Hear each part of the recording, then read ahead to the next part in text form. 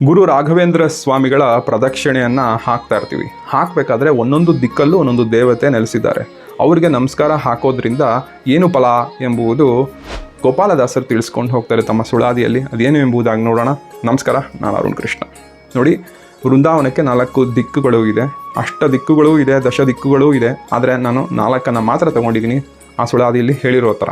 ಅದು ಯಾವುದು ಅಂತ ಹೇಳಿದ್ರೆ, ನರಹರಿ ಕೃಷ್ಣ ರಾಮ ಸಿರಿವೇದ ವ್ಯಾಸ 2 4 ಹರಿಯ 3 ತಿಗಳು ಪರಿವಾರ ಸಹಿತಾಗಿ ಸಿರಿ ಸಹಿತದಲ್ಲಿ ನಿಂದು ಸುರುಗೂರು ವರ್ಯರೆ ಮಧ್ವಾಚಾರ್ಯರೇ ಮೊದಲಾಗಿ ಅಂತ ತಿಳಿಸ್ಕೊಂಡು ಹೋಗ್ತಾರೆ.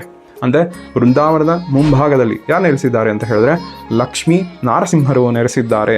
ಇವರಿಗೆ ದೀರ್ಘದಂಡ ನಮಸ್ಕಾರ ಹಾಕೋದ್ರಿಂದ, ಪುರುಷರು ದೀರ್ಘದಂಡ, ಹೆಣ್ಮಕ್ಳು ಪಂಚಾಯನ ಅಂದರೆ ಹಣೆ ಮತ್ತು ಮಂಡಿ ಊರುತ್ತಾ ಮಾತ್ರ ನಮಸ್ಕಾರ ಹಾಕೋದ್ರಿಂದ ಏನು ಫಲ ಅಂತ ಹೇಳಿದ್ರೆ, ನಮಗೇನಾದರೂ ನೆಗೆಟಿವಿಟಿ ಇದ್ದರೆ ಖಂಡಿತ ಹೋಗುತ್ತೆ, ಮತ್ತು ಗ್ರಹ ದೋಷಗಳೇನಾದರೂ ಇದ್ದರೆ ಹೋಗುತ್ತೆ, ದುಷ್ಟಶಕ್ತಿಗಳಿಂದ ಏನಾದರೂ ತೊಂದರೆ ಆಗ್ತಾ ಇದ್ದರೆ ಖಂಡಿತ ನಿವಾರಣೆ ಆಗುತ್ತೆ. ಇನ್ನು ವೃಂದಾವನದ ಬಲಭಾಗದಲ್ಲಿ ಅಲ್ಲಿ ಯಾರು ನೆಲೆಸಿದ್ದಾರೆ ಅಂತ ಹೇಳಿದ್ರೆ ಸೀತಾಪತಿ ರಾಮರು ನೆಲೆಸಿದ್ದಾರೆ ಅಂತ. ಯಾರಾದರೂ ಅನ್ನವನ್ನು ಕಳ್ಕೊಂಡಿದ್ರೆ, ಪದವಿಯನ್ನು ಕಳ್ಕೊಂಡಿದ್ರೆ ಬಲಭಾಗದಲ್ಲಿ ಬಂದು ಶ್ರೀರಾಮರನ್ನು ನೆನೆಸುತ್ತಾ, ಸೀತಾಪತಿ ರಾಮರನ್ನು ನೆನೆಸುತ್ತಾ ನಮಸ್ಕಾರ ಹಾಕಿದ್ರೆ ಅವ್ರಿಗೆ ಕೊನೆ ತನಕ ಅನ್ನ ಸಿಗುತ್ತೆ. ಪದವಿ ಏನಾದರೂ ಕಳ್ಕೊಂಡಿದ್ರೆ ಒಳ್ಳೆ ಪಟ್ಟ ಕೊಡ್ತಾನೆ ಶ್ರೀರಾಮರು. ಇನ್ನು ಹಿಂಭಾಗದಲ್ಲಿ ಯಾರು ನೆಲೆಸಿದ್ದಾರೆ ಅಂತ ಹೇಳಿದ್ರೆ ಕೃಷ್ಣ. ಅವ್ರನ್ನ ಹೇಗೆ ನೆನೆಸ್ಕೋಬೇಕು ಅಂತ ಹೇಳಿದ್ರೆ, ರುಕ್ಮಿಣಿ ಸತ್ಯಭಾಮ ಸಹಿತ ಕೃಷ್ಣ ನೆಲೆಸಿದ್ದಾನೆ ಅಂತ ಹೇಳಿ ನಮಸ್ಕಾರ ಹಾಕೋದ್ರಿಂದ ಮದುವೆ ಆಗದೇ ಇರೋರಿಗೆ ಮದುವೆ ಆಗುತ್ತೆ, ಮಕ್ಕಳಾಗದೇ ಇರೋರಿಗೆ ಮಕ್ಕಳಾಗುತ್ತೆ, ಮತ್ತು ಮುಂಜಿ ಮಾಡೋಕ್ಕಾಗದೇ ಇರೋರಿಗೆ ಮುಂಜಿ ಮಾಡೋ ಥರ ಆಗುತ್ತೆ.